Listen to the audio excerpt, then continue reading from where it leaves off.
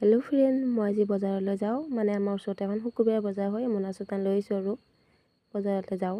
এয়া মোৰ লগত আছে জেঠী আৰু খুৰী আহিছে, এইজনী খুৰী। মানে কিবা কাপোৰ লাগে বোলে, 300 টকীয়া চাদৰ মেখেলা তাকে লাগে বোলে। মোক কৈছে বলচোন চাদৰ মেখেলা চাই দিবি। মই বোলো বল দেখাই দিম। আছে ইয়া আমি আহি আছোঁ। ইয়া এখন দোকানত বোলে আছে 300 টকীয়া কাপোৰ। মই বল চাই দিম আৰু দাদাজনক সুধি আছোঁ, দি নকৈ দেখোন নলয়। আমাৰ দি মানে গুৰুত্বই নেদে।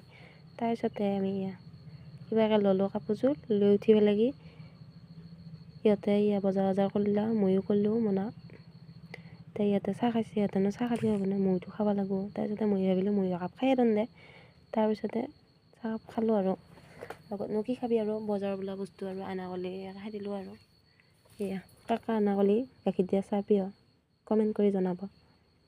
তাৰপিছতে এইখন দাদাৰ দোকানত মোৰ চানা নাখালি, মানে মোৰ বজাৰত গ'লে চানা নাখালি মোৰ শান্তি নহয়।